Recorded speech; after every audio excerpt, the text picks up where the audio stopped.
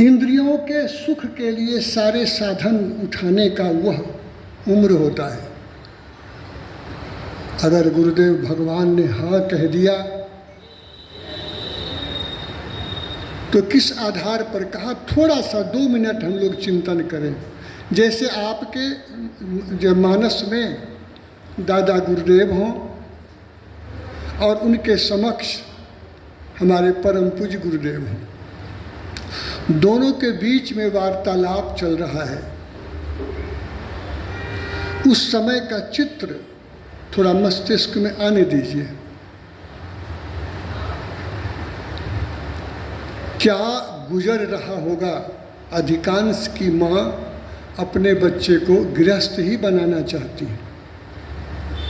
बहुत कम ऐसी माँ हैं जिन्होंने स्वेच्छापूर्वक अपने संतान को समाज के लिए आरंभिक दिनों में ही अर्पित कर दिया।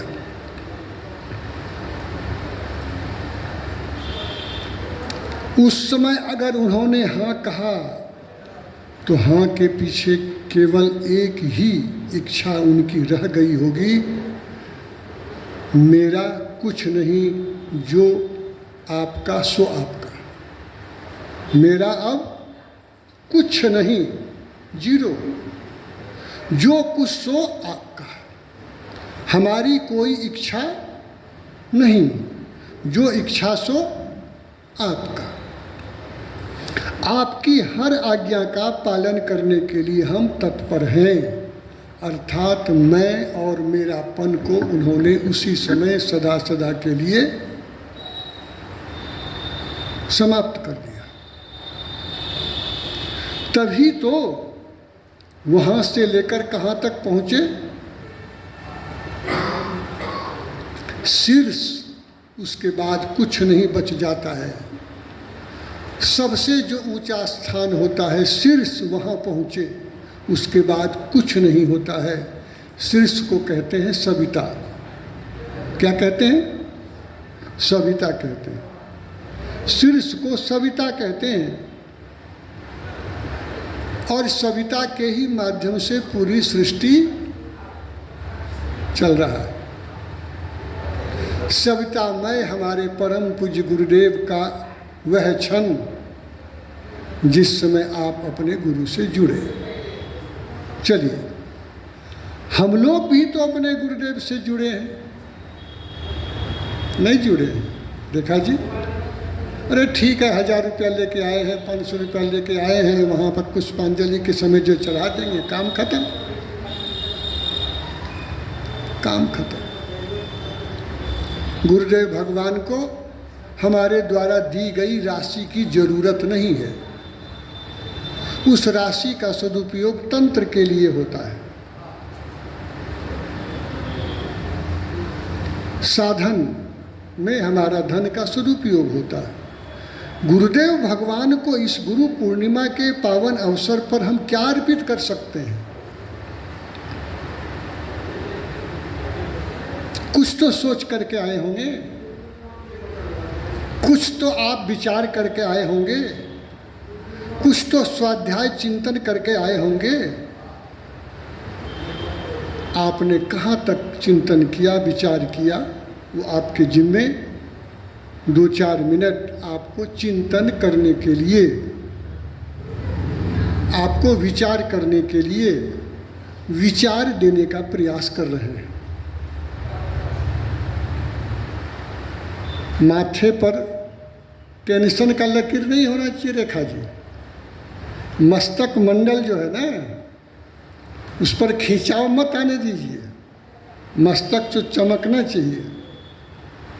अंदर से जब खुशी होती है तो खिंचाव दूर हो जाता है।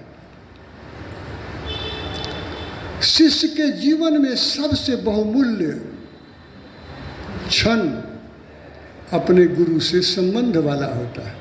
वहीं से बदलाव शुरू होता है, वहीं से परिवर्तन शुरू होता है। बदलाव बदलाव बदलाव बदलाव करने का प्रयास करते करते करते करते कुछ बदलाव हो जाता है।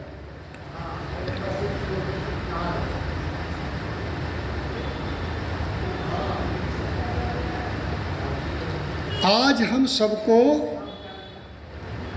गुरुदेव भगवान के चरणों में शीश झुकाकर एक ही प्रार्थना करना चाहिए, शिष्यत्व हम धारण कर सकें, शिष्यत्व हम धारण कर सकें। गोनू जी इधर आ जाइए ना, थोड़ा और इधर आ जाइए। अब ये दीवार बीच में खड़ा है तो क्या करें? शिष्यत्व धारण कर सकें। परम पूज्य गुरुदेव ने संबोधन अधिकांश क्या सभी पत्रों में किया है आत्मीय परिजनों। क्या किया है? आत्मस्वरूपों, आत्मीय परिजनों। आत्मीय परिजनों वाला जो है उसमें बहुत सारे लोग हैं, आत्मीय परिजन में बहुत सारे लोग हैं। आत्मस्वरूपों, मंजू जी आत्मस्वरूपों, आत्मस्वरूप उन्होंने कहा है। चिरंजीवी आत्मस्वरूपों, उषा जी आत्मस्वरूपों, एक शब्द काफी है। आत्मस्वरूपों अर्थात जो मैं हूं वही तुम हो, जो मैं हूं वही तुम हो। मेरे में पूर्ण अंश है, तुम अंशधर हो। फर्क कितना है? अंशी हो। तो फिर बोध क्यों नहीं होता है? बोध आखिर होता क्यों नहीं है? बोध नहीं होने देने के लिए हमारे गुरुदेव ने ही पर्दा डाल रखा है। नहीं तो हम सब अपने अपने घरों में ताला लगाकर अभी चल देंगे, अभी चल देंगे, सब चल देंगे जितने सारे बैठे हैं, अगर पूर्व जन्म का बोध हो जाए तो। परंतु बोध होने ही नहीं देते हैं, क्योंकि जिम्मेवारी भी मालिक ने हमको दिया है, गृहस्थ जीवन की जिम्मेवारी। एक बार श्रीमान केपी दुबे जी, जिनका शुभ आगमन अपने पूर्णिया में भी हुआ है, उनका यहाँ भी संभाषण हुआ है, वो आए हुए हैं अपने यहाँ। वो एक बार कलकत्ता की यात्रा पर थे। अब वो दिन दूर नहीं है, कुर्सियाँ आने वाली हैं। एक बार और हमने चर्चा की थी, कल तो हम रेट वगैरह भी पूछ रहे थे, देखते हैं हम लोग कर पाते हैं कि नहीं। केवल पूजन के समय नीचे, बाकी सब ऊपर बैठ के करेंगे। तो वहाँ स्वामी जी अन्य संप्रदाय के जो थे उनसे उनकी बातचीत हुई। स्वामी जी ने कहा, गायत्री परिवार कुछ भी कर सकता है। गायत्री परिवार समाज राष्ट्र के लिए जो योजना अपने हाथ में लेगा, उनकी सारी योजनाएं सफल हो सकती हैं, क्योंकि गायत्री परिवार में सभी गृहस्थों को गायत्री परिवार में आने का न्योता मिल चुका है। और हमारे यहाँ तो जो संन्यास की दीक्षा लेंगे, संन्यास की दीक्षा के पूर्व उनको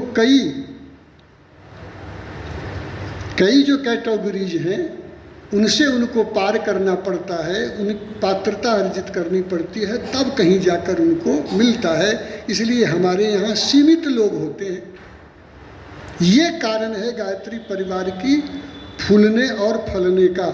शंकर जी, ये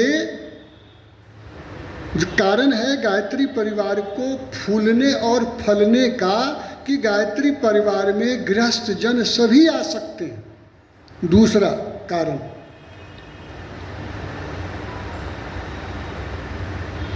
गायत्री परिवार में अंशदान, अन्नदान की जो मतलब परंपरा अपनाई है, धर्म घट की जो परंपरा अपनाई है, उस परंपरा के माध्यम से उनके पास कभी कोई साधन की कमी नहीं पड़ती है। आज हम उसी देव समुदाय के हैं। आज हम गायत्री मंत्र, गुरु मंत्र का गान इसलिए करेंगे कि जो शेष जीवन हमारा रह गया है, इस शेष जीवन में पहले से कुछ बेहतर कर सकते हैं क्या? नहीं, अब तो उम्र भी ज़्यादा होता जा रहा है। अरे उम्र ज़्यादा नहीं हो रहा है, अनुभव ज़्यादा होता जा रहा है। उम्र कहाँ ज़्यादा हुआ है, अनुभव ज़्यादा होता जा रहा है। आइए आज हम लोग गायत्री मंत्र का गान प्रेम से करते हैं। हे गुरुदेव, आपने जो हमें मंत्र दिया है, यह मंत्र हमारे ही अपने ही जीवन में फलित हो जाए, हम अपने आप को बेहतर महसूस कर सकें, पहले से ज़्यादा कार्य करने की दक्षता, क्षमता नहीं दक्षता हमें प्राप्त हो। आपने गायत्री मंदिर का जो निर्माण तो कर दिया है, गायत्री मंदिर ये हो गया और अगले अनेक वर्षों तक गायत्री मंदिर का कार्यक्रम चलता रहेगा। हमारी आपकी पीढ़ी रहे या न रहे, आज नहीं तो कल नहीं रहेगी, परंतु इन दिनों, इस बार, इस वर्ष में हमारे गुरुदेव भगवान ने जो निर्देश दिया है, जो संदेश दिया है, गायत्री मंदिर बना करके संतोष मत करना। ध्यान से सुन लीजिए, गायत्री मंदिर बना करके संतोष मत करना। हमने तो गायत्री शक्तिपीठ बनाने के लिए कहा था। क्या कहा था? तो गायत्री मंदिर और शक्तिपीठ में क्या फर्क है? जिस प्रकार शांति कुंज हरिद्वार माध्यम से उस शांति कुंज का एक छोटा स्वरूप मिनी शांति कुंज को शक्तिपीठ कहा जाता है।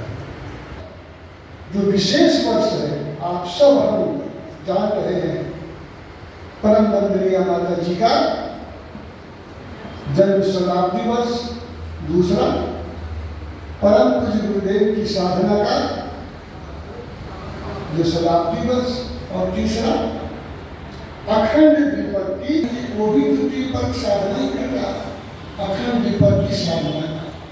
अपना गायत्री परिवार अपना मिशन नया मोड़ लेने जा रहा है, नया मोड़ लेने जा रहा है। हमारे गुरुदेव भगवान ने अपने हम सब के लिए एक सुंदर सा कारपेट बिछा दिया है, सुंदर सा कारपेट।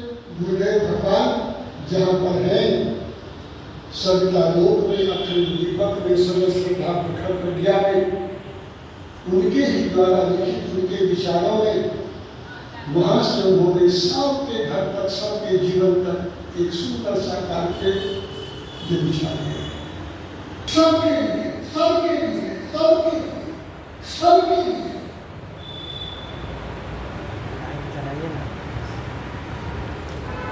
आज हम गुरुदेव भगवान का स्मरण करते हुए गायत्री मंत्र का गान करेंगे।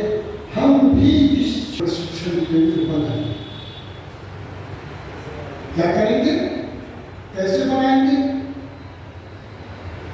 अब तक हमने जो किया है तो निभाया है, आगे भी निभा देना। गुरुदेव दया करके हम सबको अपना लेना, हम सबको बतला देना, दोनों बात, अपना भी लेना और हम सबको बतला देना। आज एक नूतन संकल्प हम लोग लेने जा रहे हैं। संकल्प लेने वाले 1, 2, 4 दिखते हैं, परंतु उसके पीछे संघ शक्ति का जुड़ाव होता है।